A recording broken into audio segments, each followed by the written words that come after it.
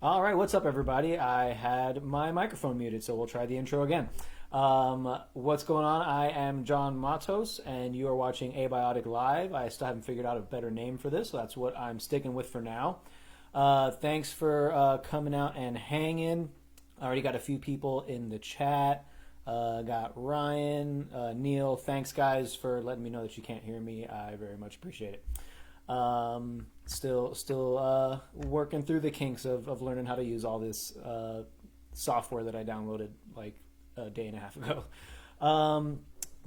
Again, thanks for hanging out. If you guys jammed the intro, the intro to this stream is actually some new riffage from the new Abiotic record. So I did a demo for Kemper, and with my new Ormsby guitar and with some Fortin plugins or patches, profiles, whatever, on the Kemper, and so that is up on our YouTube. But thought it'd be some cool intro music. Cool. So today on the stream we've got Sanjay Kumar from Greylotus and Wormhole and Equipoise and all the super sick bands that he's in, as well as Chaney Crabb, who's a longtime homie of mine and of the band, from Entheos and the KoperCrabb Podcast, which I've been listening to recently, and really sick podcast if you haven't had a chance to listen to it. So a couple of things before we go ahead and get into the interview. We're going to start out with Sanjay today first. So we still are offering our new logo t-shirt. 75% of the profits for that t-shirt are going to be going to the Nomad fundraiser. Again, that's the fundraiser that is going to be sending out some funds to industry folks that are without work right now. Front of house engineers, drivers, merch guys and gals, all those people that their livelihoods kind of disappeared with all of this coronavirus shit. And if you're just tuning in for the first time, if this is your first episode, that was kind of like the main goal for this thing, was to get some friends on that have been impacted, friends in the music industry that have been impacted by the virus. Get their music out to you guys, get their, if they're doing lessons or if they're selling merch, or, whatever we can do, whatever I can do to help get that message out. So I won't be doing, I've pretty much been doing a stream every day since I got the idea to do this. So this is our third stream so far. I am going to be doing one more this week on Saturday, and that's with my friend Andrew Baird of Fallujah. Big shout out to Andrew for kind of helping me with getting all this set up as well. He's doing his own streaming on Twitch, doing some gaming and all that fun stuff. So that's going to be this Saturday at 7. And then my goal is to probably do one of these a week. I'm thinking Wednesdays we'll keep the same time, 7 o'clock, and just have a different guest on, every time. So have somebody new that we're talking to, somebody from hopefully a band that you really enjoy and you kind of want to get to know, or, hopefully someone from a band that you haven't heard of, and we can put you onto some new music. So with that, I think we can go ahead and give me just a sec here. We'll bring on our first guest for the evening, which is my buddy Sanjay. Sanjay, what's going on, dude? Yo. What up? Yo, that is a super sick shirt. I love Bobby that Pugh, shirt, man. man. Bobby Pugh. Yeah, oh man, the Inferi merch game is like out of this fucking world. Agreed. Gonna Um, have him. yeah, well, sick, man. Again, thanks for joining me. Again on episode 3. It's funny, we were just talking how a year ago, your band, one of your like the 40 bands that you're in, Greylotus, was out on the Abiotic comeback tour, and kind of just fucking crazy how quickly a year goes by, huh? Yeah, that was sick too. But yeah, kind of feels like that was yesterday, and it feels like it was also like a while ago. Yeah, because you've put out so much fucking music since then, man. No, it's still like some of the best moments I've had on like any tour were on that one Was for that your sure. first tour? No, that Okay. was Greylotus' first tour. Okay. That's why it was like a big deal Yeah. because like for Ben, he never thought that that would be like what we were doing. Yeah. Um, so like the pressure was kind of on, but like it was just cool to finally play live with those people. You know, Yeah, for I'm sure, man. used to playing with the same people all the time, so it's nice to finally have like something completely new. You Yeah, know? yeah. I was only on a few shows of that tour. I wasn't able to do the entire thing, but from the shows that I did get to see, dude, I loved watching you guys, man. Like, you guys were super sick. I, was lucky enough to kind of play a big part in putting the lineup together for that tour. And when I had first heard of you guys, I was like, I want to bring this band out. Like, we need to fucking bring this band out. And it just so happened, like, Drew was in the band, and and ended up meeting everybody else, Lee and Ben and Matt and stuff like that. So that was a real sick time, man. Hopefully you guys can get back out. Yeah, I mean, thanks for having us on that tour.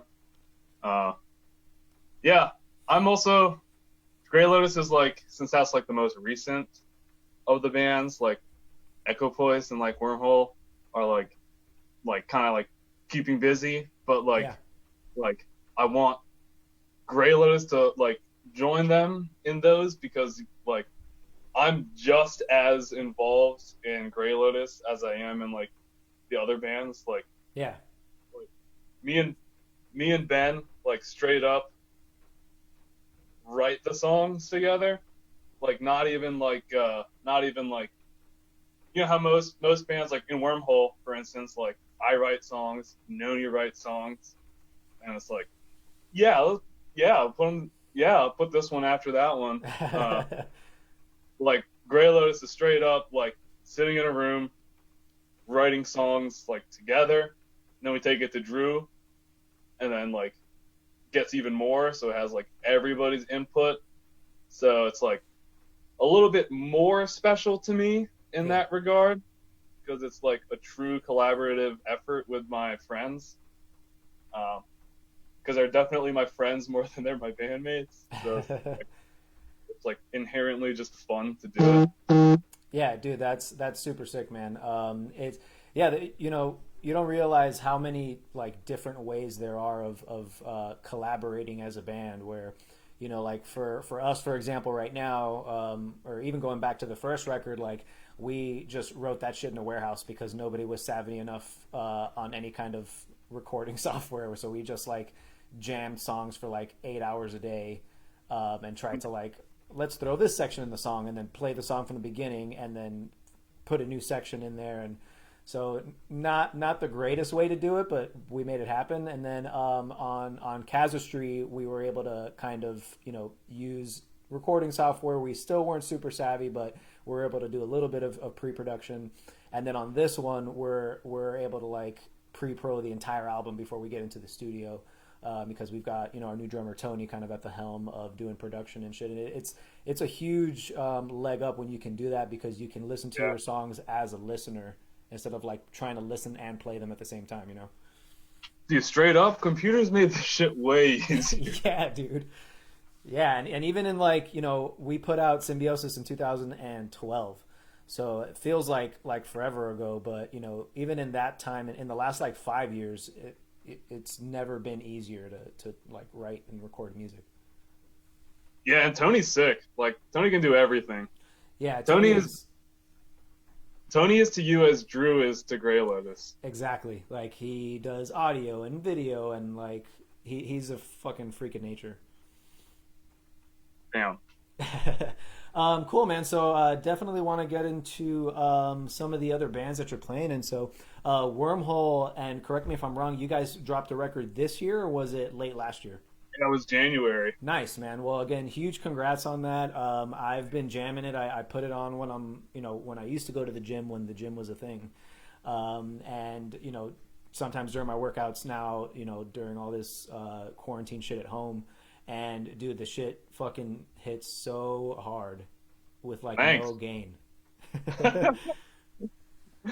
Yeah, that album is like me and Noni. That's like our most proud accomplishment of our entire life. Like, I felt like I was waiting for that album to drop so long, and like to me it was like,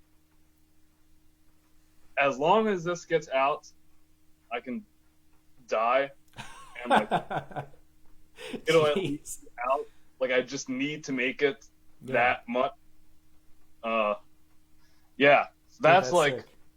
when I hear a positive response on that, I'm like really happy. That is the Yeah, thing. dude, that's awesome. I mean, it shows that you guys put a lot of work into it. How long was like the writing for that shit?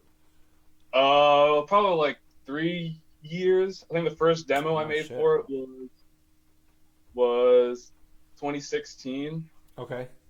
17, and the whole thing was finished like 2019. Yeah, some of those songs didn't get finished until like right before we recorded them. Damn. But yeah, it's weird. Like, like you're so content with a song, and then like it finally comes time to like record it, and then you sort of double think everything, and then you start making these changes. Yeah. And if you're not careful, you're gonna make too many changes, and then you're just gonna fuck it up when it was already good. Yeah, it's the perfectionist inside of, like, it's inherent in all of us as musicians, where it's like, how can I make this better? And sometimes it's like, you can overdo it sometimes, for sure. Yeah, I like, okay, for example, in the song "The Gas System" on that, it's like track 5. The last slam in that I rewrote probably like 5, 6, 7 times, like a completely different. I just kept changing it because like I would make one, I'd be happy with it for like a day, and then like listen to it like the next morning and just think, no, it's not right. Yeah, I've been there, and even just doing pre-production where you're just like, again, just how can I make this better? And that's when, like, a second, third, fourth set of ears is always helpful, where it's just like, dude, what are you doing? This is sick. Just leave it alone. Dude, it's goofy as shit though, because like it's a fucking slam riff. Like, I'm just trying to decide like where do I put the 8th note, or like what kind of groove is it gonna be? But like I only have like 4 notes, and I'm basically gonna play anyways, and I'm just like organizing them in like the most brutal way possible. But That's the beauty of the caveman slams, dude. it literally could have been anything there, but So let's check on it in the comments really quick. So in the comments on Facebook, somebody was asking about us talking a little bit about Ormsby, which we're definitely going to be doing here in a minute. Somebody also asked Chaney Crabb, where at? Chaney will be hanging out with us as soon as Sanjay finishes up. So appreciate you guys for sticking around. Cool. So again, congrats on that record, man. That's The Weakest Among Us, right? Yeah. Awesome. So where can people find that record? And if you go to the Last Rated Enemy Bandcamp, everything is over there. All right, definitely go check the Wormhole record out. You put out a record with, I almost tried to say record and Equipoise at the same time. You put out a record with Equipoise last year, right? Yeah. It was like March or something. I don't really remember, but it was definitely last year. Yeah. It was early in the year. That one, again, another one that I checked out, super sick. I also had the opportunity to catch you guys in Boston on tour with Beyond Creation and the Fallujah homies as well. And was that the first Equipoise tour? Yeah. That's fucking so sick, dude. I don't know if you. I'm sure you understand how sick that is for that to be like your first tour. Yeah, yeah, pretty lucky, pretty lucky. But that's awesome. You guys sounded killer, and I know you guys did a couple of other tours after that one, right? We did like a short, like 1 week that was Beyond Creation, Equipoise, Exist, and Wormhole. Sick. Even though that was only like 5 shows or some shit, that was like some of the funnest 5 days ever. And it was also like the coldest 5 days ever. Oh yeah. Because it was in Canada, and it was like November, and fuck. Oh, brutal. Yeah, that playing guitar in that weather is just like, it's just fucking shot. Yeah. Yeah, if I went outside, like for any reason, and like usually before a set I'd go outside for a sec. Right. My my hands would straight up be like I'd only be out for a minute, and they just get like frozen, and then I grab the guitar, and it would feel like I never warmed up, even though I just spent like 30 minutes warming up. My fingers don't move, and it's like the most frustrating thing in the world. And with Equipoise material, like it might not be that hard, but like you have to move your fingers fast. Like even if like it's a simple fast movement, it's still got to be fast. And if your hands are cold, like shit, cold, like you cannot do that. Yeah. I know the feeling. So back in 2012, either 2012 or 13, on the Symbiosis cycle, we played it was in Minnesota. I can't remember the name of the venue, but the heat broke in the venue, and the venue was like concrete. So it had to have been, and I remember so vividly because I'm from Florida. It was the first time I ever seen snow. And it was like probably in the teens, maybe 20 degrees outside, and just the venue was an icebox, dude. So it's just like we're all like doing laps in the venue, and like everybody's doing push-ups and shit, and it's like impossible to warm up, and it's just so frustrating. But you still try and do what you can, put on a good show. Well, sick, dude. So yeah, let's get into Ormsby a little bit. So I was showing off on the first stream that I did. My Goliath. I don't know if you want to show folks what you're rocking with right now from Ormsby Guitars. Got a new one. Yeah, this is my new one. Oh, that's the X. That's the X, right? Yeah. Slam machine. Oh man, that thing is so sick. Yeah, it's ignorant as fuck. I love it. Is that a 7? Yeah. Yeah, I like really don't want to keep getting 7-string guitars. Like, I got a 6-string hype a little while ago. Yeah. This one. Nice. And like, I just like playing 6-string guitars more. Like, I just like how it feels on my hands. But all my bands play 7-string or 8-string, so I have to get 7s. So that's why I have 7s. Another 7. Yeah. I mean, the different models are just super sick, Yeah, they are. I this one, like, totally becoming my new favorite guitar. Really? Like, just. I mean, it's kind of feels a lot like the Hype 7, but like, I just love how it looks. I feel empowered when I play it. And pink. Yeah, dude, for a pink guitar, it looks fucking mean, and that's the Dragon Burst finish, right? Yeah, the Dragon Burst is sick. You got the Dragon Burst Hype.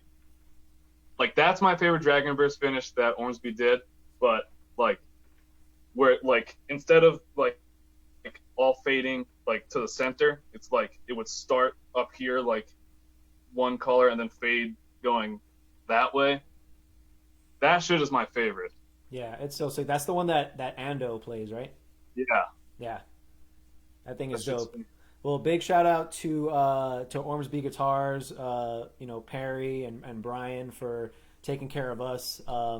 I think the first Ormsby I played was your 8-string Goliath, actually, and that's kind of Oh, what. really? Yeah, that's what like got me. I was like, oh shit, and then when we caught up at Nam, that we were smoking out on the deck, and like Perry happened to like pull up on us.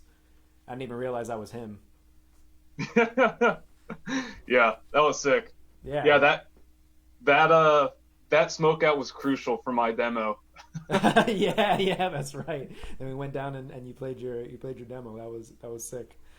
All right, cool, man. So I think now we can get into a little bit on I know that you're giving lessons from home now. So how has the virus affected you? I know you're had a tour coming up soon, and I know that you teach locally and shit like that. So how's this shit been affecting you? Totally fucked me on the tours. Yeah. Yeah, we were supposed to be out. Wormhole was supposed to be out in May and June, and it was like a big deal for me because it's like this would be my first time doing like more than like a month and a half of touring at a time, and it was gonna be like back to back. It was gonna be sick. Yeah, But yeah, that shit fell through. So instead of that, I'm just practicing hella guitar now. But yeah, I teach at this local school called Stages. It's like a school of rock type deal, and that's where like I teach locally to like kids and stuff like that. So they moved entirely online, which like it's not really a big deal for me because I teach online lessons like on my own anyway. So like, I can handle teaching online lessons. It's fine. Except with kids though, with like little kids, like they cannot tell what's going on always from like just being on a computer. They can't hear the fucking slams. I mean, come on. But also like you can't play together with them, which for a lot of kids is like a big deal. Like if a kid is like struggling on a part, you play along with them and like try and like help them when they're stumbling. Can't do that. Yeah. If they're like playing a chord or something, like they're kids and they're gonna be totally off screen, and it's like and it's like it's gonna sound bad, and I have to like explain to this kid like where to put their fingers, and yeah. But getting through it, it's not that bad. I mean, I still enjoy the lessons a lot. So Mike's in the chat from Inferior. He says, "How do you explain Bobby Pugh to kids, Sanjay?" Okay, well, if I had to explain Bobby Pugh to kids, I would say he's like an uncle, but he's also like a brother. That's Bobby Pugh. That's a good explanation. Andrew Kim says, "Hey guys, huge fan of your works." What up, Andrew? We're a huge fan of your works, buddy. Hey, Andrew. Anytime Andrew says something, I always hear it in like this sarcastic Andrew voice. Yeah. It's, I kind of got that he wasn't serious. So, someone says writing riffs and smoking spliffs. It sounds like they know what's up. I do those. Shout out to Justin, he says, "Y'all them boys. What up, Justin?" All right, sorry. This is the last one I'll read because it's pretty funny. Yo, is that Sanjay Kumar from Wormhole? I had not heard. Yeah, I had not heard Wormhole, so it's a pretty good one. That's Brian Berber from Burbum. Oh, Burbum. All right, awesome. Cool, man. So, do you have any tips for people who are staying inside? Obviously, you said you were playing a ton of guitar. Any tips on what's getting you through, and then maybe tips just guitar playing specifically, how to play clean, some tips on getting that like sick low gain tone that you guys have? Not gonna lie, like I've been practicing a lot, like that's how I've been using a lot of my free time. But I've also just been like buying shit, like, you know, like I'm stuck at home, not doing anything, so like I literally bought like 4 pedals in the last 2 weeks just because it was like I've always wanted these and I've always like planning on buying them, so just like oh fuck it, dude, I'll just buy it and play with it. Sick. What'd you get? Give the homies a shout. Okay, so first one I got is hold on, I'm gonna put this on my pedal board, or my half pedal board, half on the carpet because my pedal board's tiny. I got this one, the Earthquaker Devices Aqueduct, which is cool as fuck. I got it's like a vibrato pedal, and I got this Polara reverb. I got these both from Matt from Exist, Matt Rosa. Nice. He's awesome. Respect to that guy. And I just got this in the mail like yesterday. It's this like Eris cab sim pedal. It's like a one-off thing. Sweet. Yeah, it's kind of weird. Like, cause it's not like an impulse loader, but it's a cab sim. So it's kind of just like I think it's just like taking like the shitty guitar signal, like the, you know, scratchy no cab guitar signal, and like morphing that to make it sound like it's coming through a cab. Pretty sure that's how it works. Then again, I don't fucking know, but I've been playing with it today, because I'm trying to make, like, I have my Axe effects that I use all the time. Like we recorded the Wormhole record with Axe effects, but I've been building this pedal board rig, so I'm trying to make this pedal board rig function kind of like how I use my Axe effects. So like the Axe effects, I have the one out that goes to the PA, and then the one out that goes to like the guitar cab.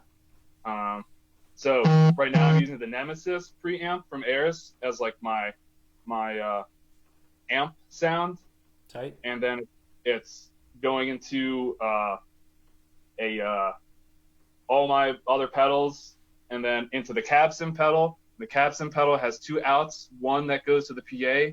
Right now I have this little floor monitor that I'm using as my pretend PA, and then the other out goes into the power amp and then guitar cab. So just like how I use my Axe effects, like the 2 ways. Yeah, project I'm working on. Realized I need a way bigger pedal board and a way more legitimate power supply. Yeah, that's the tricky thing about running the pedals is the whole power situation. But it's good to just you know, if you're not taking the Axe effects, to like have a solid backup. You know what I mean? If something happens, you can just throw the pedal board on and you know, it'll work just as good. So that's it's good. It's a good thing to mimic if you're playing shows on tour and, you know, you're not trying to buy a second Axe effects in case yours takes a shit. Not that they do. Shout out Axe effects. Actually, something with the Axe effects. When I put in for Infury, shout out to Bobby Pugh.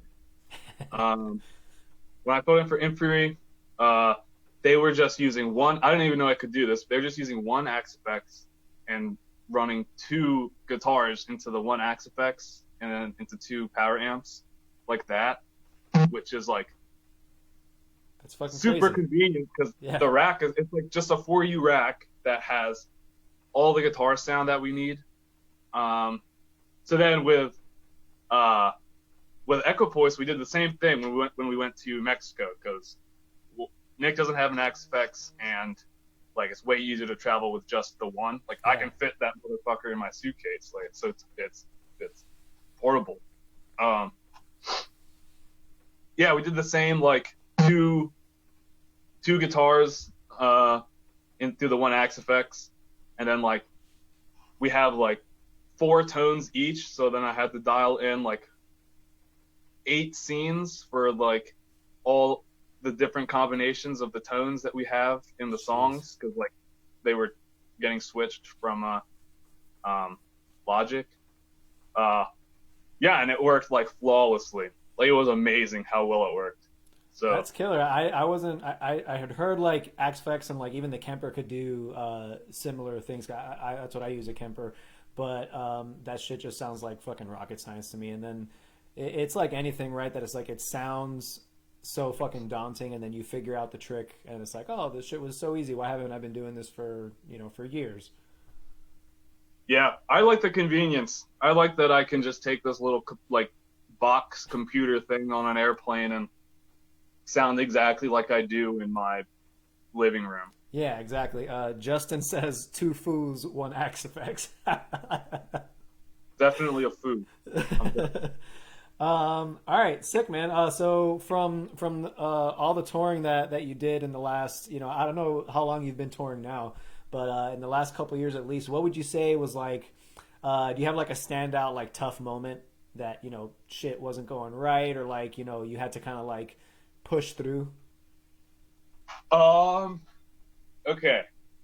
There was this huge debacle with Wormhole's van on Tech Trek North America last year, where like we had to get new tags like during the tour, and it was not going to go that into it because it was miserable, but like it was just all of us being stressed as fuck, and then like having to like bounce back, and like this dealer was supposed to mail us these plates, and he didn't mail us the plates, so we had to like do a massive ass detour to this dealer in Virginia to get the plates. That sucked. But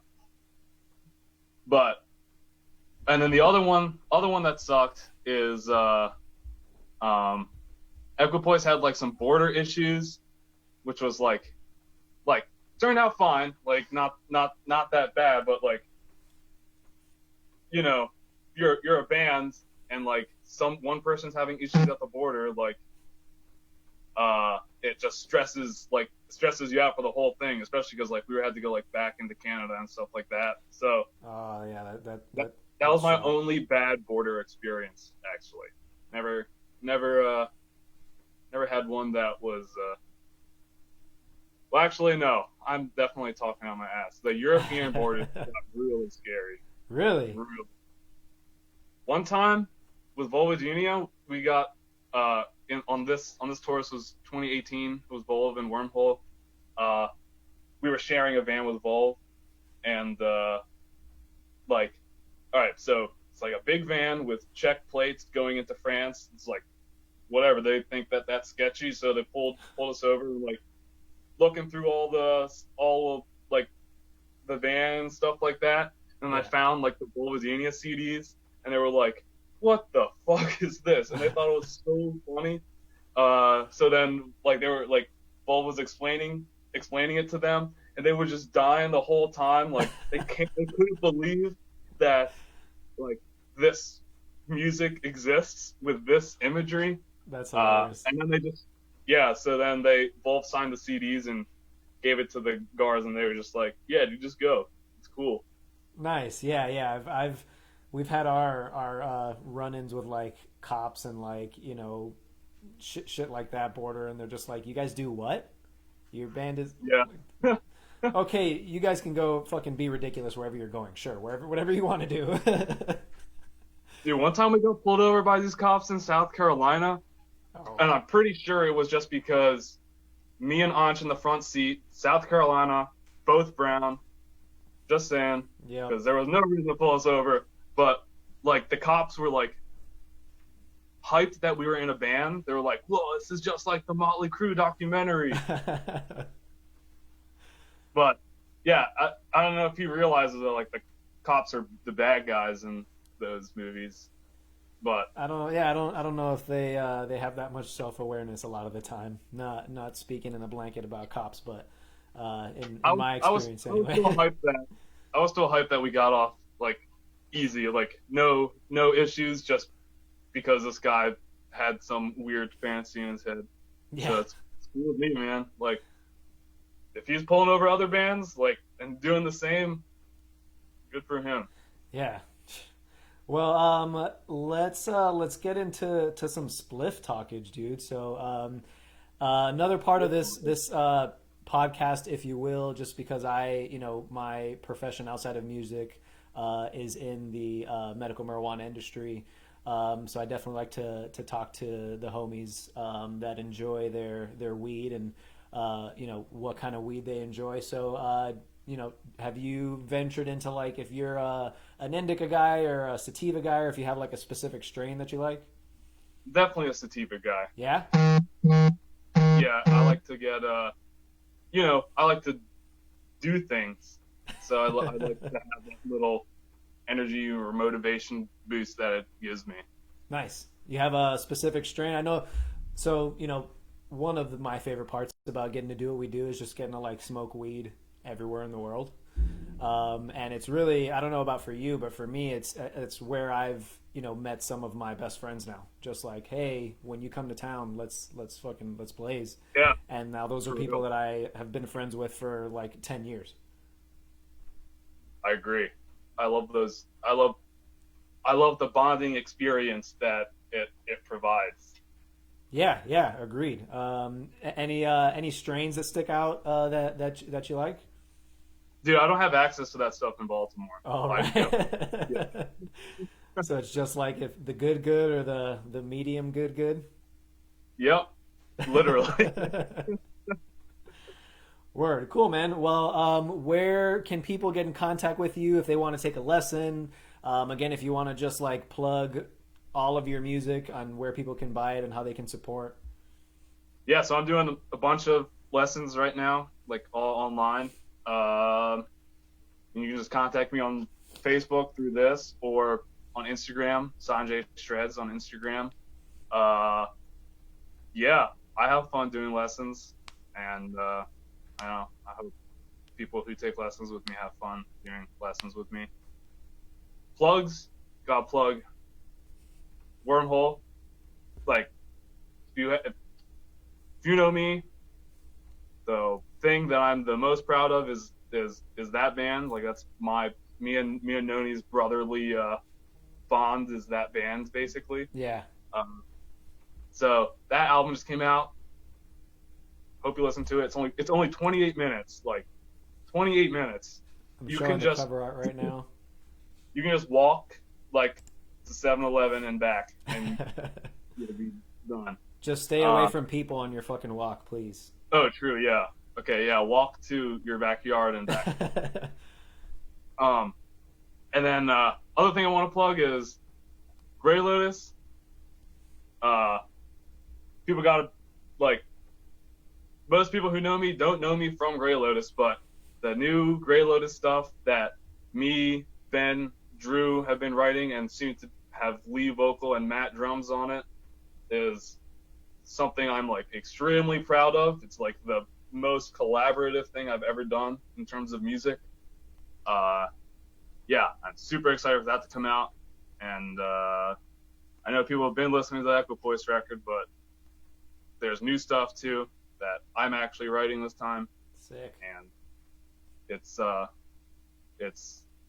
definitely a different step in Equipoise on this next record.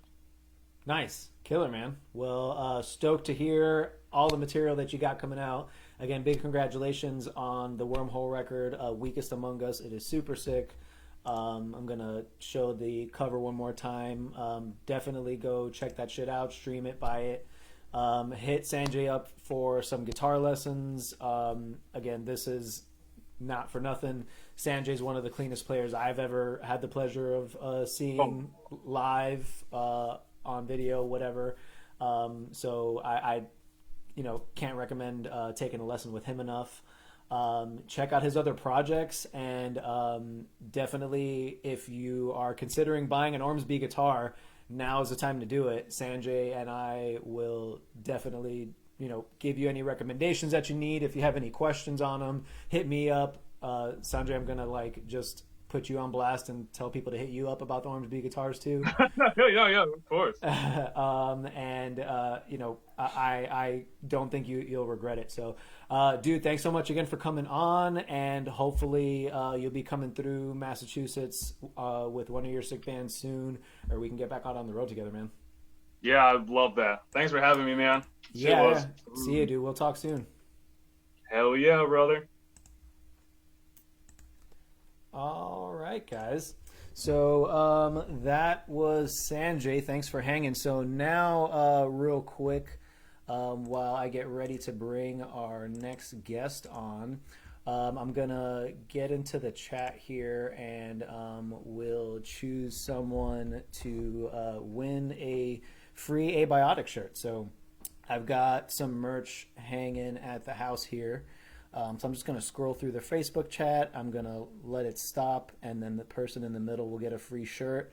Brian O'Leary. So, Brian, I'm going to hit you up after the stream and get your info, get your deets, and I will send you a free shirt. So thanks for tuning in.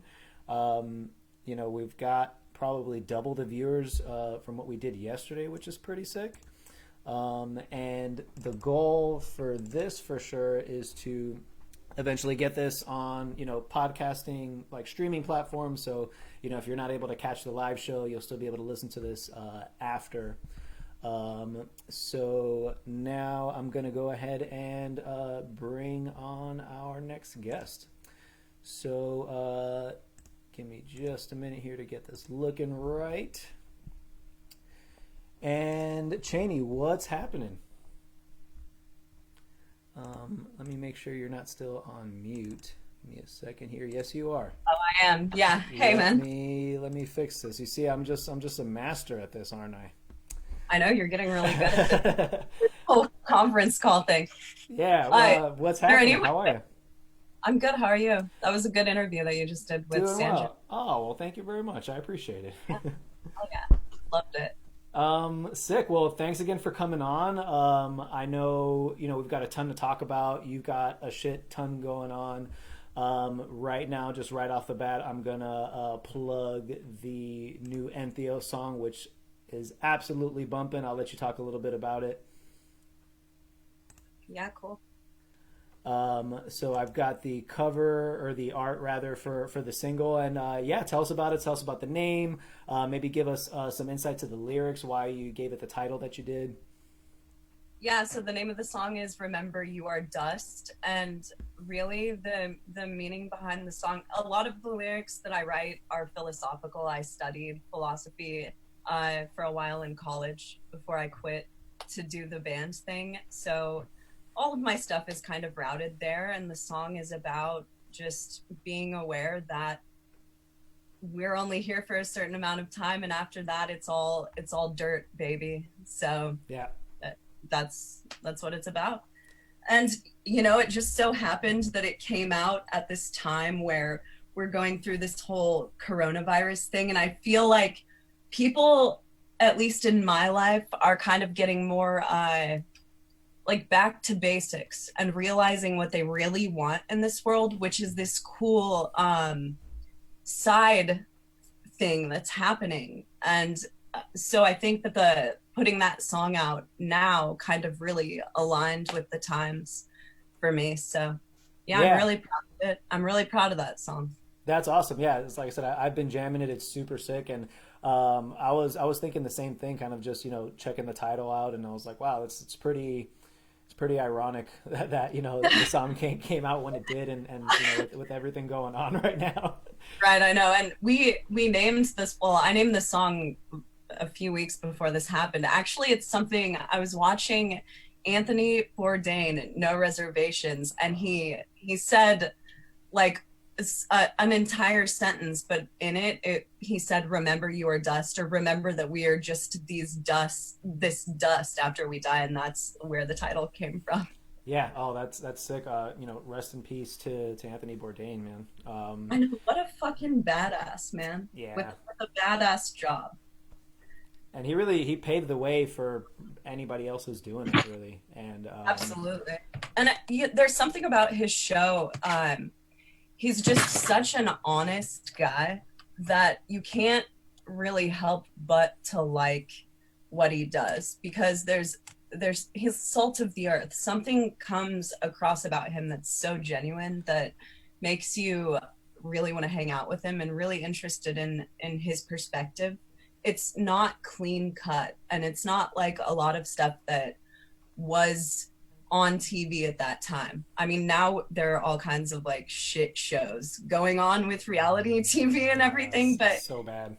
But Anthony Bourdain is just like this really salt of the earth dude who's traveling around with his friends and meeting up with friends around the world, and it really reminds me of what we get to do through music. And yeah, so what a cool guy. Yeah, I agree. I mean, you know, with music, with pretty much anything that we can consume, that, you know, it's someone that we don't know personally. It's just having that realness, right? That like I'm getting an insight into what this person is really like. It's not an act, and that's where, you know, you can feel like you're genuinely relating to someone, and you know, it like you said before, like, you know, he was really passionate about what he did, and I think the biggest part was that it wasn't all about the food. It was like everything else that was, you know, with a show where, you know, it was a history lesson every episode basically, and just like getting to be immersed in a different culture and have it, you know, come from a somewhat unbiased perspective, where like, you know, he's just going to tell you how it is without really sugarcoating it, you know. Absolutely. And I love that about people in general. Like, those are the people that I'm attracted to, as far as friendships and relationships and everything go, are just people who are real. So yeah. We've gone on a really long tangent about how awesome Anthony Bourdain is, but it's true. True. Yeah, totally. I mean, you know, I definitely need to get, you know, I haven't watched all of the episodes. I definitely need to get into it, and but yeah. Shit's on Hulu. Shit's on Hulu, baby. You can go download it, or you can go watch it right now. Now I've got no excuse, right? There you go. So getting into it. So what? How's the quarantine and kind of social distancing aspect of all this been treating you? Has it changed anything for you in like your day to day, or? It hasn't changed much for me. I still work. My job is considered to be an essential job, as you said. Yours is too, right? Yeah. So, you know, everything's pretty much the same for me, except now I don't have FOMO if I don't go out, and I don't feel bad not having plans or canceling plans. Yeah. But really, it's just given me more time to create, and that's amazing, because that's what I want to be doing all the time. So in a way, it's been really freeing, although I do recognize that like it's not a good situation for a lot of people, as far as their careers and for us touring and that type of stuff goes. But I'm looking at it with a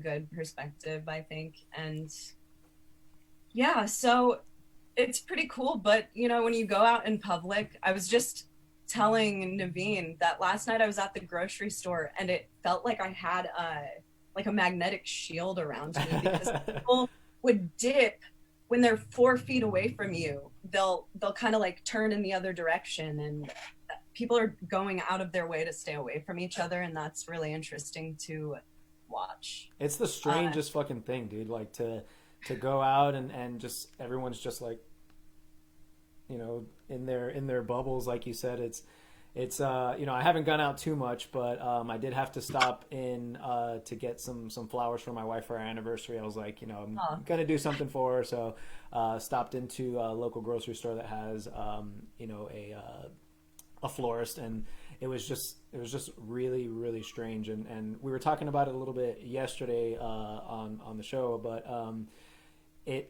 do you feel like, how do you feel things are going to go, you know, once this is all over, right? Like, have we gotten to like a new normal point? Like, do you think interactions are going to change? Do you think like, how do you think things are going to change? Even like in the touring game too, right? Because how many tours are postponed right now?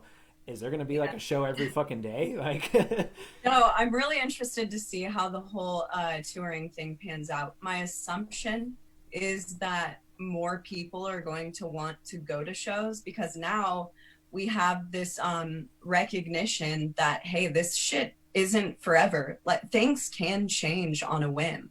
And I think that I really don't know. Your guess is as good as mine as to how that will go, but I'm hoping that it'll go in a good way. I think people are going to be kind of nervous for a while, to be honest with you, about being close to each other, but I'm sure it'll go back to kind of normal after a while. My hope for people in the other way is that maybe with this time off from their normal life, they've been able to take advantage of hobbies and other things that they want to be doing, that they may not have time to do because they're at work most of the day and they're tired when they get home. I think it would be really beautiful for something like that to pan out of this whole situation. So I'm looking to see what happens. It'll be really interesting to see.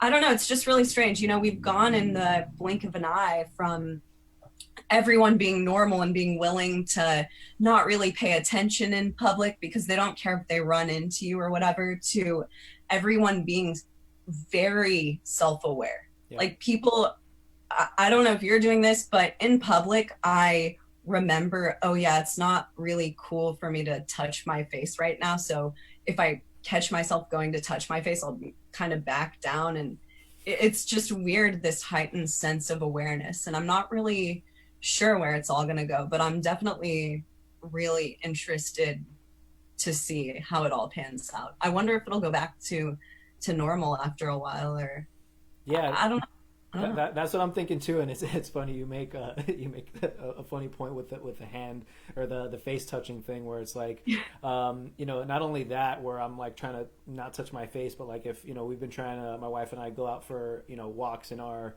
neighborhood and stuff like that, just like get out and get some fresh air, and someone like riding by on their bike, and my wife will be like, hold your breath. I'm like, come on, it's not that serious. She's like, no, just like.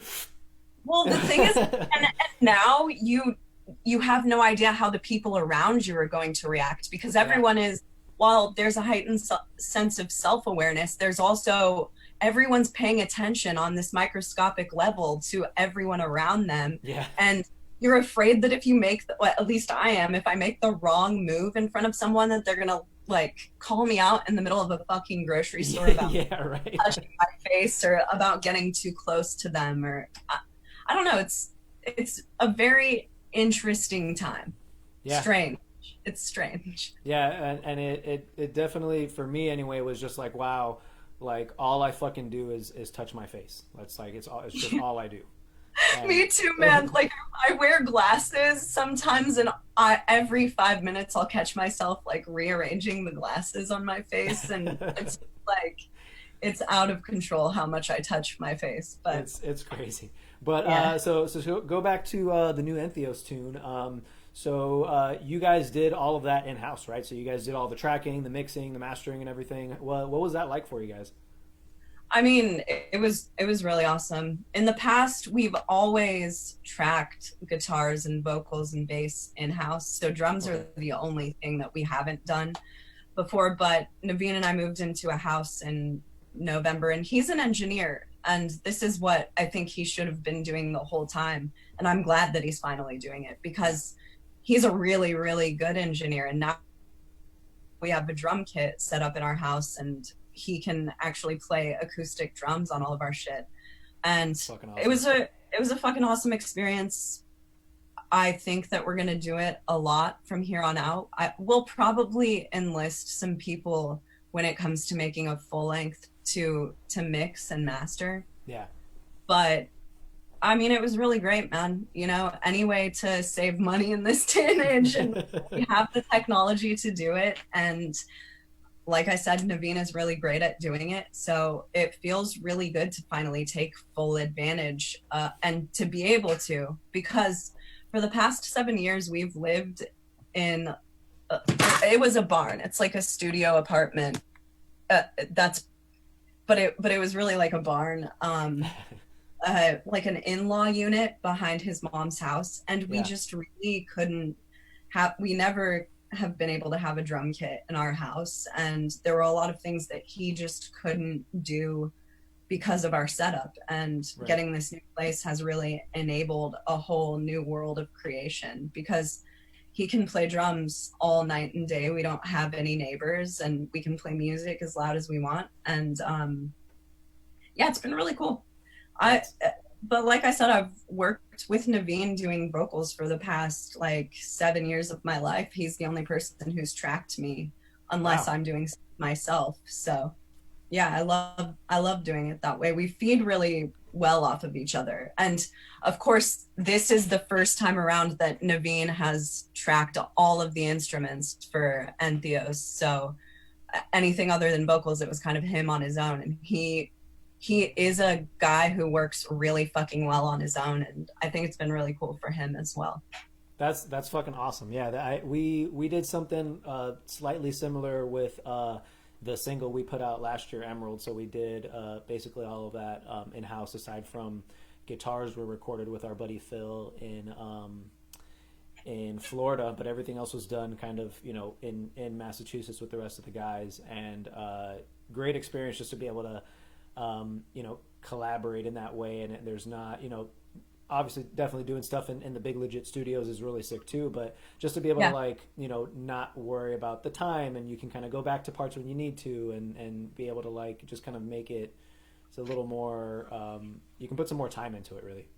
I totally agree with that. And that's honestly the way that I work the best, is going back over things a few times. I'll take a song and I'll be tracking parts on it for a month while simultaneously working on parts for another song, just because I like to work as the creative juices are coming, and I don't really like to overforce myself into doing things. And when I go, say I have like 2 days of studio time where I can do vocals, everything starts to feel really rushed to me. Mm-hmm. I really enjoy the being able to study your material and go back over it a few times. And if you feel at 1 o'clock in the morning on some random day that this part came to you, then you can just go and do it instead of having to rely on that limited time to be at the studio. So yeah, in that way, I think it's an awesome experience. And now that we can do that with drums as well, it's the best thing ever, because drums are usually the thing that I'll think of something that like a cymbal hit that would sound better than what we have tracked. And in the past, we haven't been able to go and re-edit that stuff. And Naveen is the type of person who, he wants to be the first person in the studio. He works very, very quickly. So, So in the past, he's tracked drums like 3+ months before we track anything else. Wow. And there are things that you want to go back and change, or parts that you want to kind of produce to make flow a little better that we just haven't been able to do in the past that we can do now. So that's it just opens up the creative experience more. And go ahead. Oh no, yeah, I was just gonna echo you that yeah, I totally agree. And you know, for those folks that are not as savvy with the you know, how tracking for stuff works, it's especially with drums, it's for when you're tracking a record anyway, it's consistency in sound. So it's not like, you know, if your kit's not set up all the time, which I'm sure, you know, now Naveen's is, when you go to retrack that part, it's not going to sound the same. You know, it's not going to sound cohesive with if you're just changing a certain part with the rest of the song or the rest of the record. You know? Exactly. Yeah. So to have that element of the recording process eliminated is really cool. Yeah. Awesome. So John Cruz in the Facebook chat says your production sounds awesome. And, thank you. Chris Torres says new Entheos song and put 3 fire emojis. My sentiments exactly. Oh, what up, Sean Martinez from Sean Martinez, Decrepit Birth. He's in the chat. What up, Sean? I miss you, dude. Hey, buddy. I miss you too, man. When are you coming to Santa Cruz the next time, man? Decrepit Birth, that's Santa Cruz right there. Yeah, Entheos. Yeah. Dude, Santa Cruz has such a sick metal scene. There are a lot of really good bands that are kind of like Inanimate Existence, Continuum, all kinds of bands are from the Bay Area. Yeah. All the sweet tech death bands fucking come out of that area, man. It's there, and Canada is just like tech death babies are being born right this second. It's true. Those Canadians, what's in the fucking water up there? Yeah. They give birth to tech death bands every 3 minutes in Canada. Jeez. Cool. So before we get into the podcast, which I definitely want to talk about too, couple other things I wanted to just touch on music wise. So, do you have any tips for aspiring vocalists? I know, male, female, whatever, who cares? You've been doing a fantastic job. I know, we've played shows together before. I was actually just thinking about it, like, when was the last time that we played with Entheos? And I think it was the Texas Independence Fest in Austin, like way back. Yeah, that's definitely where it was. And I always loved watching you guys. You put on a fantastic show as a front woman, front person. Thank you. And yeah. So if you had any tips for aspiring vocalists, I think that would be sweet.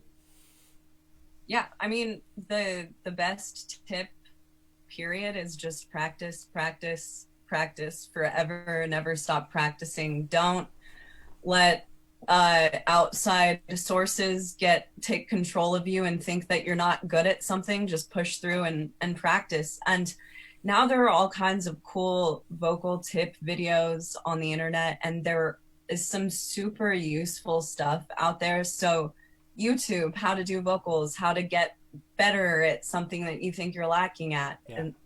And practice is the name of the game, man. I will never stop practicing because there are things that I've learned to do. I've been doing vocals for almost 20 years, and Wow. there are things that I've learned to do in the past 3 months that I never knew how to do before, just because I continuously practice and try to exercise my voice. Take videos of yourself, record yourself, analyze that shit, and practice.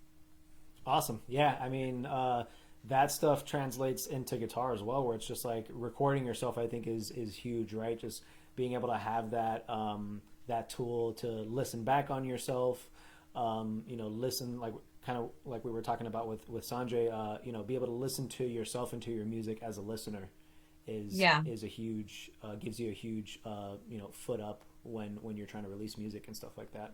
It really does, and being honest with yourself is important. If something doesn't seem right, don't question yourself. Just make it work, because there are still parts on things that I've put out that I just wish I would have changed, and I knew that I should have changed it then, and I was like, oh well, whatever, it'll be fine. But I still listen to those parts and think they suck, or that I could have done something differently. So yeah, it's important to analyze things and be honest with yourself, I think, in the whole process. Yeah, that's what that's what helps us, do our best to get better on each record, right? I mean, we're our own worst critics, for sure. But I can get on our first record and just like, how did I keep that take? Like, what was I doing? I feel that way so hard about the first EP that we put out. It's just, there's so many things I would change and pronounce better or rewrite, but to put myself through the trouble of thinking about that all the time would be like pure hell. So I try to move on and just do it better next time. Exactly. But it's all in the practicing and growing and like moving forward thing. Yeah, it's a double-edged sword for us, where it's like, you can dwell on it, but then also it kind of pushes you to do better. So you have to be mindful of it, like you said, but you can't like let it consume you and just like, oh, I fucking suck. Why am I doing this? And... Right. All right, awesome. So what albums are you jamming right now? Anything that you've got in rotation? Lately, what I've been jamming a lot of is Morbid Angel, Domination. I've been listening to that shit like it's my religion. and Phoebe Bridgers' Stranger in the Alps, which is not a metal record. It's more of a like new folky guitar lyric based shit. I've been way into that lately. Nice. But those are my two go-tos right now. All right, cool. So now let's get a little bit into some herb. So what have you been smoking on lately? What's your go-to? What's your favorite stuff?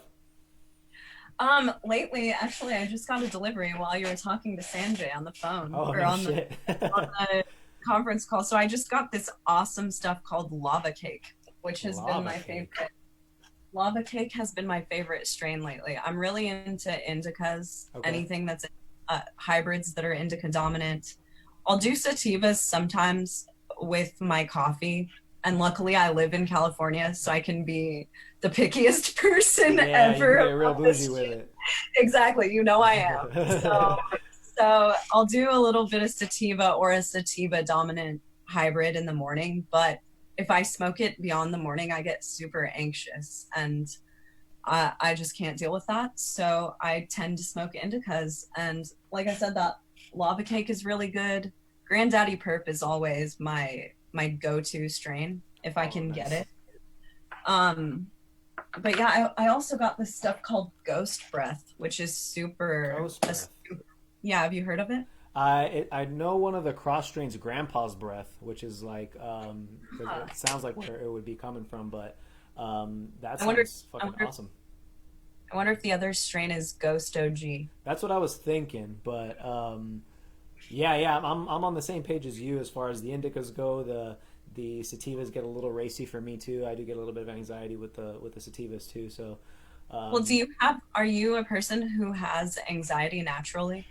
so I wasn't until, funny enough, after Abiotic went on like hiatus, I started like getting anxiety. I don't know if it was just like, oh no, like my dreams are going down the toilet, and like, and then Actually, I kind of want. Speaking of that, I kind of wanted to talk to you about that. I know now I'm switching it around and doing interview with you. You can't But I help kind of want to talk to you about that. Like, so is it okay if we talk about that? What happened? What happened? And I'm glad that you guys are back. That's fucking awesome, and I can't wait to play more shows with you. Thank you. But Yeah, me neither. But what happened to lead you guys to decide to break the band up and then subsequently get the band back together? Yeah, it was a lot of things. So I'd say it was a culmination, and then there was a kind of a straw that broke the camel's back. I think on the both the symbiosis and the casuistry cycles, we just went like hard as fuck. So we just like were nonstop for like 4.5 years. I was out every other month or was in the studio recording one of those albums. Wow. So and then in those 2 cycles where we were doing like 200 some odd shows a year, there was a lot of mistakes that we made early on, which I've like tried since then to not to quote Naveen where I like to give advice, but I don't necessarily know that I'm in a position to give advice. Yeah. Yeah, I think there was just some mistakes that we made early on. Honestly, our first mistake was just getting a shitty touring vehicle, and then pouring money into all of those vehicles, trying to make it through tours, and just be in insane debt after every tour. Dude, that will get you. When we signed to a label the first time, we took our advance and we're like, we're getting a van right away. We have to get a nice van. It can't be a shitty vehicle. And the van has lasted us. We've been a band for 5 years now, so we've had it for 5 years, and knock on wood, but nothing has ever happened to us on tour with the van. But yeah, that's like one of those places. The vans and merch, those are 2 places where you can just drain a shitload of money and like never fully recover from it. Yeah, so it was that, us struggling financially, due to the van. You said it exactly right as well. The merch thing there was a kind of a learning curve for us as well. And then there was member changes and the core guys. We just got to a point where it was like we're changing drummers again, and how do we know if the next guy's not going to flake on us? And oh man, boy, do I know about that. Yeah, stuff. so you know about member changes, and we all got to a point where like our significant others were seeing us kind of struggle, and we all just said, and I think a lot of it worked out really well. I think I wasn't aware of how many steps back we were going to be taking when we did get back. I thought we were going to kind of be able to just kind of leave off where we left off a little bit easier than I think that we actually did. But so I we all took some time off. I took some time off to just like get my shit together, get my life together. I was, finding a new job every time I got home from tour, and my wife was being a fucking G and holding it down while I was home and while I was away. And, I know, dude, shout out to all the badass spouses who are legit. At home holding it down while all the crazy people want to go fucking be on tour and live off of gas station food all the time, because Seriously.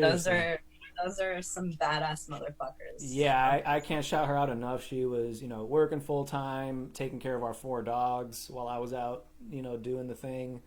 So, we took the time off, and I was like, all right, it's my turn. So I, started working with a buddy in the restaurant industry, kind of made my way up and started general manager. I was general manager of a restaurant. I moved up to Boston, became a general manager of a restaurant, and then about a year and a half into doing that, I kind of got into the cannabis industry, and just now I'm general manager of a dispensary, which is like, aside from doing music, it's like a dream come true for me. That's like how. Oh yeah. I'm just like, I wake up every day still and just like, wow, I sell weed, like seriously. Yeah. Like what? No, I wake up every day still and I'm like, I can go down the street and walk into a store and buy weed. This is unfucking real. Yeah, it's crazy. That's amazing, and that makes me really happy, and happy for you that you are happy doing what you're doing, because that is what it's all about. Yeah, that's what life is all about, making the life work for you, and not having these things in life that you're not stoked about doing. Yeah, you know? Exactly. And we've all been there. I mean, working in restaurants was like whatever, fucking awful, right? So but it's stepping stones, and I'm very cognizant of like how fortunate I've been, both in music and now in my my other professional career, where like sometimes you get lucky, sometimes opportunities present themselves, but it's really about like your preparation for those opportunities. Like if you're prepared for when an opportunity comes your way, being grateful, just making sure you have that like grateful, humble mindset that things are probably not going to pan out the way that you want them to, but you need to be ready to roll with the punches, and you can't like let yourself, I don't like to say it this way because it's not black or white, but you can't really let yourself be the victim. You have to. Yeah, I mean, you have no idea how much that resonates with me. That's a mentality that I've always tried to keep, because you go through life and you see people have things happen to them in their lives, and they will hold on to that thing and never let go of it. And it's like a weight. It drags them down. It anchors them down for the rest of their lives. Mm-hmm. And it may have happened to them when they were 8 years old or 12 years old. And it is the thing that defines them as a 60-year-old. And I think it's really important to learn to let go of those things and to not let your struggles hold you down. It's all about keeping your head up and moving forward. And I'm not saying this in like some sense of that, the type of positivity that you see on the internet where it's like every fucking day is rainbows and butterflies. I'm so happy to be here. And life isn't like that. Yeah, life is a struggle. It's not about pretending to be happy and stoked every day. It's about getting yourself through the moments when you aren't stoked, or when you're going through something that you don't know how you're going to get out of. It's all about keeping your fucking head up and moving forward, and letting that stuff just kind of slide off your back, because everyone has problems. Yep. Every person that you can perceive as being super successful and having a super fantastic life, and you dream of them on their yacht or whatever, the things that you don't know are all of the struggles that they've gone through to get there, and all of the practice and preparation it's taken for them to get to that point. Right. Because you see one picture of their scenario, and it's really important to just learn to face every day as a new day. Yeah. And I don't do that every single day. Some days it's hard. Yep. But it's something to remind yourself constantly that tomorrow is actually another day. It's not just a stupid saying that you've heard your entire life. Tomorrow's a new day, and that's how you have to live it. Yeah.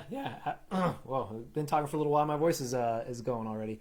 Absolutely. And really, you know, just to kind of wrap this topic up, but short-term goals to the big goal is, you know, I can't speak enough about doing that. And you know, you can have, you know, goals that you consider big and lofty and everything, but if you don't have the short-term goals to get you there, it's just going to be impossible, and then you're going to feel defeated. So, you know, take all those small wins that you can get, celebrate them, and you know, keep moving forward. And that's, you know, for everybody watching, for whatever you're doing, you can, you know, use that for music, use that in, you know, any kind of other professional careers that you might have. Just, you know, have those short-term goals and surround yourself with people who are doing what you want to do.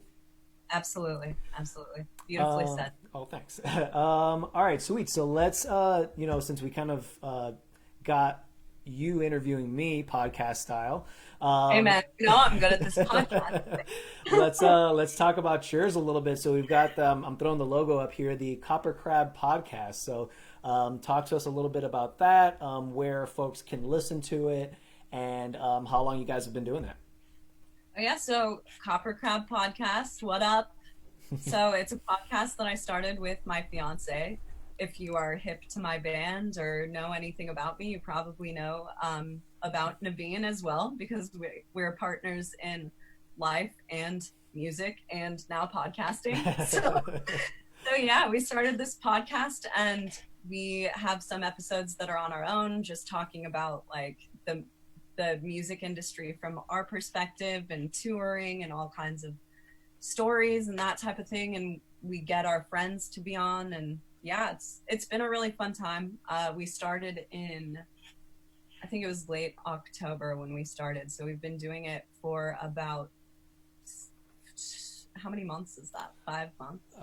Yeah, I think going on 6, right? You guys just dropped the 25th episode, right? Congrats. Yeah, dropped the 25th episode, which honestly, thank you. I didn't really see it getting past 5 after we started. It took me a long time to talk Naveen into doing it with me. Yeah. He was a little hesitant at first, but I think it's just been a really cool experience, man. I think the podcasting thing, it's an interesting world because it's sort of a new frontier, especially in music. There aren't a ton of podcasts. But it's just this weird new thing, and it's cool, and you get to talk to your friends and hang out, and some people want to listen to it. So it's been really, really fun doing that, and I can't wait to see where it goes. We were gonna take it on tour with us, but as we know, every single tour got canceled. Yeah, goddamn. About a week ago. But yeah, no, hopefully. I was supposed to leave. Oh, go ahead. No. Tell me about the tour. I forgot that we didn't talk about the tour you're supposed to be on. Yeah, we were supposed to leave next Wednesday to be on tour with Allegiant and Fallujah and a band called Entheos, and I believe it was their first tour. Wow. And we were going to go directly from that tour into the tech trek that you were just talking about with Sanjay, who Wormhole was opening the tour, and our Spire Insurrection were on it as well. Oh, what a lineup, but yeah, dude. So, dude, both of those lineups, super fucking sick. Naveen's been all about the weakest among us lately, so he was super fucking stoked to play with Wormhole every night, and so yeah, it really sucks, but we're going through this thing with our band where we just put out a new single, and the time at home is giving us time to write more stuff, so hopefully something cool comes out of that. Awesome. Yeah, and hopefully getting some more episodes of the podcast and ready to go. So you guys have been doing that once a week, and people can check it out on YouTube, and it's on Spotify and stuff too. Yeah, it's on Spotify. I think it's called Deezus, all kinds, or Deezer. One of those two. All kinds of people who are into podcasts ask about that. Okay. It's on Apple Podcasts. Basically, anywhere that you can find a podcast, you can find ours. Awesome. And you guys, so on the YouTube, obviously, you guys have video of the podcast as well. So, people can watch you guys, and then also, just stream it on the go if they're just looking for the audio. Yeah, exactly. Originally, we were going to keep our guests to in person as well, but with this whole quarantine thing, we're moving it to streaming, and we're going to do something similar to this. So I open us up to being able to have a lot more people, because to be honest with you, a ton of tours do not come through Santa Cruz. So I don't know what we were thinking with that one, but yeah, so we're going to venture into that territory as well. Awesome. Yeah, definitely think that's the move. I agree with you. All right, so before we wrap, there was one thing that we wanted to kind of talk about that we were talking about before we jumped on the live stream, which was inspired by a buddy of mine, John Robert, from the band Last 10 Seconds of Life. And he was on tour, put out a post, and I think even took a picture of the bathroom at a venue that was just fucking really grimy. I'm pretty sure, and I'm not surprised, because I think this is about 80% of bathrooms in venues. There was like no door in the stall. And he took a picture and was just like, what the fuck is this? Like, why is this normal for bands to just like, oh, I get to the venue and I know that just everyone that walks by on the tour package is just going to see me on the shitter, because that's just how it works. Like, why is that a normal thing? And then the venue responded and was like, and I think within a week updated their bathroom. That's amazing. Yeah, that is fucking incredible. That's world changing shit right there. Seriously. Wow. I'm right. Collab for that guy, dude. It's good to know that one person alone can change the way that a venue looks at their bathroom. Social media is a powerful thing, but so I wanted to I was wondering if you could recall, like, and I from personal experience, the women's restrooms are worlds above the men's restroom, but if you could remember a grimy restroom experience. I can, and I was curious when we talked about this before, if you'd been in this bathroom. There's this venue in Vienna, Austria. Okay. That it's kind of like an old underground subway venue. I think it was a subway train station, something. Have you ever been in this venue? We played there once, and it was on tour with Suffocation, and I don't know if it was that venue. Okay, so in this bathroom, first of all, the whole venue was smoking, which was kind of like, I can't really deal with that at this point. I'm sorry for being critical, but I can't deal with a full smoking venue. Yeah. But in the bathroom, the sink had all kinds of like crusty, like gray brown substance that looked like it was human remains. Whoa. Or like the puke of an animal. It was just something disgusting, but also like biological. Oh fuck. And in that same bathroom there was a shower that was about a 2x2 foot space. And I'm the type of person on tour, I'll do anything for a goddamn shower. Yeah. So I got in this thing, and when you closed the door, it was basically a waterproof, like, inside little jaint. So no water was getting out of the shower, and it filled up like 3 fucking feet. No joke. It was the most disgusting bathroom experience I've had. But like you said, a lot of the time the women's bathrooms, I'm a little spoiled because there aren't like 20 dudes taking craps in the bathroom. But the thing is that there are these outliers who, because there aren't women on tour very often, there are people who, they go and they dump in the women's bathroom. That's what they do. That's where they're comfortable. Fucking guilty, dude. Yeah, I'm sure. And I would do it too. But I've walked in on people sometimes, and it's like just a weird experience for both of us, even though I don't care at all that Yeah. guys do that, but I think that like if I'm on tour with someone who I've just met for the first time, they might think that I'm a little more Right. like uppity and like pissed off about this shit than I am, or a little less chill than I actually am. Right. And they've just been super apologetic and like busted out of the bathroom the minute that I came in. So yeah, it's I can see how that would be awkward. I don't know if I'd want to walk out of a stall and like see you and like, oh Jesus. I know, and I'll go in those bathrooms and like completely get ready. And sometimes if there's no shower in the venue, I'm throwing a towel on the floor and just like taking a shower in the sink. So yeah, I'm sure it's a weird experience for some dudes but Yeah, but anyway, if you're watching this and you own a venue, fucking update your bathroom, please, for fuck's sake. Seriously, please update your bathroom, because that's like where we change. And especially after coronavirus, there are a lot of venues out there that I can think of who are probably going to want to clear that coronavirus shit out of their bathroom. That is such a good point. Clorox bleach and clean this shit. How hard can it be?